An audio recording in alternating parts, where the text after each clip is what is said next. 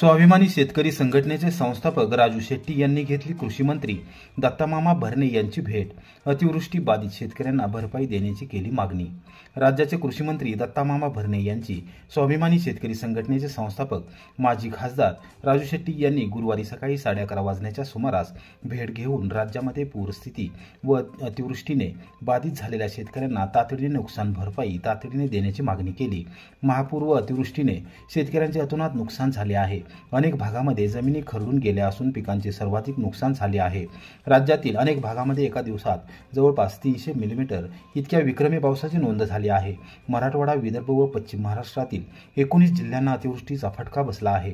कापूस, सोयाबीन, उडीद, मका, मूग, फळबागा या पिकांचे सर्वाधिक नुकसान झाले आहे. नदी व ओढ्याकडेला असणाऱ्या जमिनीमधील पिके पंचनामे करण्यासही शिल्लक राहिलेली नाहीत, असे त्यांनी निदर्शनास आणून दिले. मुळातच खते, बियाणे, कीटकनाशके, तणनाशके, औषधे यांच्या दरात भरमसाठ वाढ झाल्याने व मजुरी बरोबर महागाई प्रचंड वाढल्याने शेतकरी त्रस्त झालेला आहे. त्यामध्येच केंद्र सरकारचे आयात निर्यातचे सातत्याने बदलते धोरण, गडगडलेले बाजारभाव यामुळे दिवसेंदिवस शेतकरी आत्महत्यांचे प्रमाण वाढू लागले आहे, असेही त्यांनी स्पष्ट केले. राज्यातील पूरग्रस्त व अतिवृष्टी भागातून नुकसान झालेल्या शेतकऱ्यांना सरसकट नुकसान भरपाईची मदत जाहीर करावी, अन्यथा कर्जाच्या ओझ्याखाली शेतकरी दबला जाणार असून राज्यातील शेतकरी आत्महत्येचे संकट आणखी गडद होईल, अशी भीती त्यांनी व्यक्त केली. राज्याच्या शेतकऱ्यांविषयी सरकार संवेदनशील आहे. याबाबतीत तातडीने निर्णय घेतले जातील. कोणत्याही परिस्थितीत शेतकऱ्यांना त्रास होणार नाही याची दक्षता घेतली जाईल, अशी ग्वाही मंत्री भरणे यांनी दिली. सुरूर ते कुंभरोशी या मार्गाची मदत व पुनर्वसन मंत्री मकरंद आबा पाटील यांनी केली पाहणी. गतीने काम पूर्ण करण्याच्या दिल्या सूचना. सातारा जिल्ह्यातील वाई, पाचगणी व महाबळेश्वर येथील पर्यटन वाढीच्या दृष्टीने महत्त्वाच्या असणाऱ्या सुरूर ते कुंभरोशी या मार्गाची मदत व पुनर्वसन मंत्री मकरंद आबा पाटील यांनी गुरुवारी सायंकाळी 5 वाजण्याच्या सुमारास पाहणी करून उर्वरित काम गतीने करण्यासाठी संबंधित अधिकाऱ्यांना आवश्यक त्या सूचना केल्या. मुंबई, पुणे येथून पाचगणी, महाबळेश्वर व वाई परिसराला दरवर्षी लाखो पर्यटक भेट देण्यासाठी येतात. त्यांच्या सुविधेसाठी व दळणवळण वेगाने होण्यासाठी महत्त्वाचा ठरणारा HAM 2 योजनेअंतर्गत सुरू असलेला हा महत्त्वाकांक्षी प्रकल्प असून सुरूर, वाई, पाचगणी, महाबळेश्वर, कुंभरोशी असा साधारण 59 किलोमीटर लांबीच्या या प्रकल्पाचा अंदाजे खर्च 293 कोटी रुपये आहे. या मार्गाचे काम पूर्ण झाल्यानंतर पर्यटन व्यवसाय आणखी वाढेल, स्थानिकांना रोजगार मिळेल असा विश्वास मंत्री पाटील यांनी व्यक्त केला.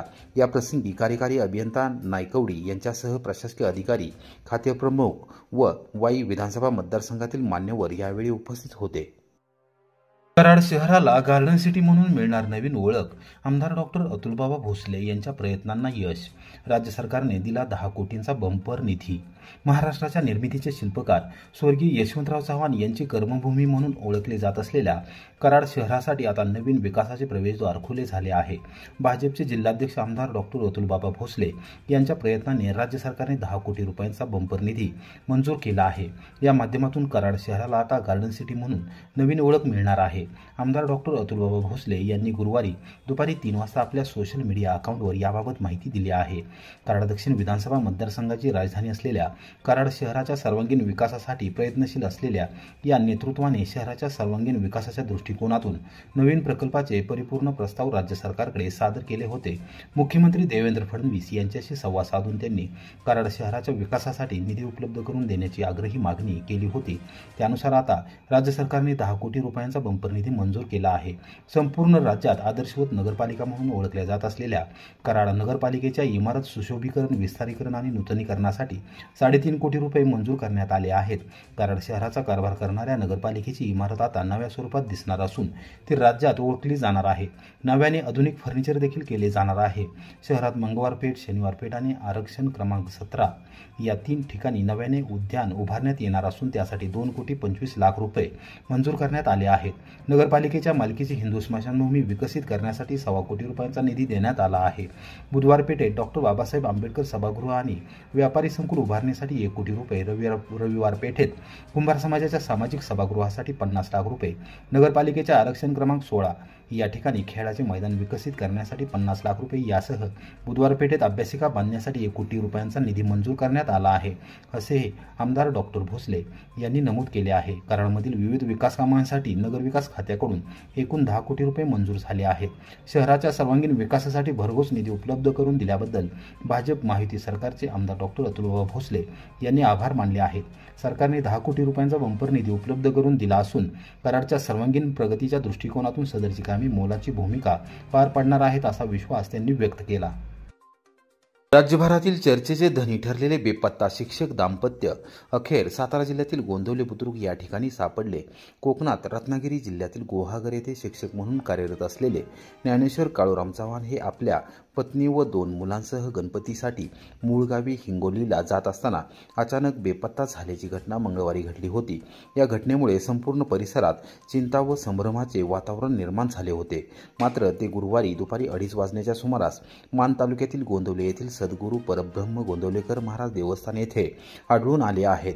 मंगळवारी 26 ऑगस्ट रोजी सायंकाळी सुमारे 5 वाजता चिपळूण परिसरात असताना चव्हाण यांचा शेवटचा संपर्क झाला होता. त्यानंतर त्यांच्या दोन्ही मोबाईल फोनवर संपर्क होत नव्हता. त्यामुळे नातेवाईकांनी शोध मोहीम हाती घेतली होती. तसेच मित्रपरिवार व नागरिकांना गाडी व कुटुंब दिसल्यास कळवण्याचे आवाहन करण्यात आले होते.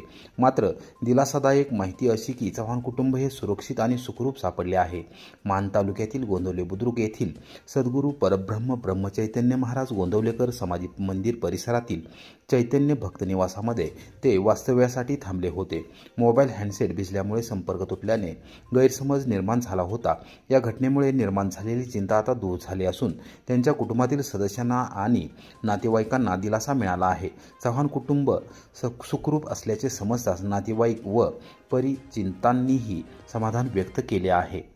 नमस्कार, मी ज्ञानेश्वर चव्हाण.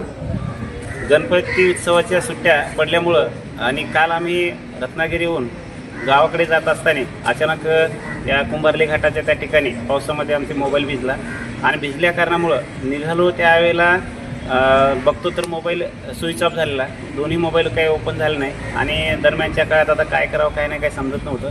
आणि येत असताना रस्त्यामध्ये आम्ही नेहमीप्रमाणे या ठिकाणी गोंदवले एक आमचं एक श्रद्धास्थान आहे. या ठिकाणी आम्ही नेहमी येत असतो आणि इथं आल्यानंतर एक हॉल्ट केला आणि हॉल्ट केल्यानंतर की आता आपण घरी जायचं ह्या उद्देशानंच असं आम्ही आता निघालो होतो. परंतु दरम्यानच्या काळामध्ये सर्व माझे मित्र बांधव आणि नातेवाईक आणि सर्व माझी सर्व काळजी करत होते आणि कोणाशी कॉन्टॅक्ट न झाल्यामुळे मला या ठिकाणी बऱ्याच सर्वांना त्रास झाला. मी क्षमा मागतो सर्व यंत्रणेचा आणि सर्व काळजी करत होते त्याची मला जाणीव आहे आणि मी या ठिकाणी माझ्या कुटुंबासमोर अगदी व्यवस्थित आणि सुखरूप आहोत. धन्यवाद. वडजल येथे इलेक्ट्रिकल दुकानात चोरी, 1,69,000 रुपयांचा मुद्देमाल लंपास. 6 महिन्यानंतर दुसऱ्यांदा चोरीचा प्रकार.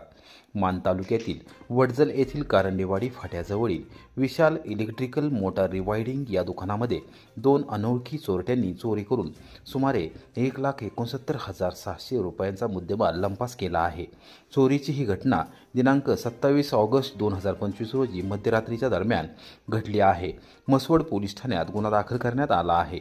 याबाबत पोलीस ठाण्यातून गुरुवारी सायंकाळी 6 वाजता मिळालेल्या माहितीनुसार महादेव जगन्नाथ पुकळे राहणार पुकळेवाडी तालुका मान यांनी दिलेल्या फिर्यादीनुसार मसवड मायनी या रस्त्यावर हे दुकान असून मध्यरात्री चोरट्यांनी दुकानातील लोखंडी गज कापून आत प्रवेश केला व मोनोब्लॉक व सबमर्शिबल मोटारीचे कॉपर वायर केबल मोटारी तसेच इतर साहित्याचा किमतीचा माल चोरून नेला आहे. चोरी करणारे दोघे चोरटे अंदाजे 30 वर्ष वयाचे असून त्यांनी स्वतःचा चेहरा झाकण्यासाठी हेड मास्क, हातात ग्लोव्ज व पायात शूज घातले होते. त्यापैकी एकाने चॉकलेटी रंगाचे जॅकेट व काळे रंगाची पॅन्ट तर दुसऱ्याने निळ्या रंगाचे जॅकेट व राखाडी रंगाची पॅन्ट परिधान केली होती. या प्रकरणी गुन्हा दाखल होताच सातारा पोलीस मुख्यालयातील श्वान पथकाला पाचारण करण्यात आले होते. पोलिसांनी कसोशीने शोध मोहीम राबवली. दरम्यान या दुकानामध्ये 6 महिन्यात दुसऱ्यांदा चोरी झाल्याची घटना घडली असल्याची माहिती घटनास्थळावरून मिळाली आहे. यापूर्वी या दुकानात अशाच पद्धतीने चोरी झाली होती. वडूजचे उपविभागीय पोलीस अधिकारी रणजित सावंत यांनी घटनास्थळी भेट देऊन पाहणी केली आणि तपासाच्या अनुषंगाने सूचना दिल्या. या प्रकरणी मसवड पोलीस ठाण्यात गुन्हा दाखल करण्यात आला आहे. सहाय्यक पोलीस निरीक्षक अक्षय सोनवणे व पोलीस उपनिरीक्षक अनिल वाघमोडे तपास करत आहेत.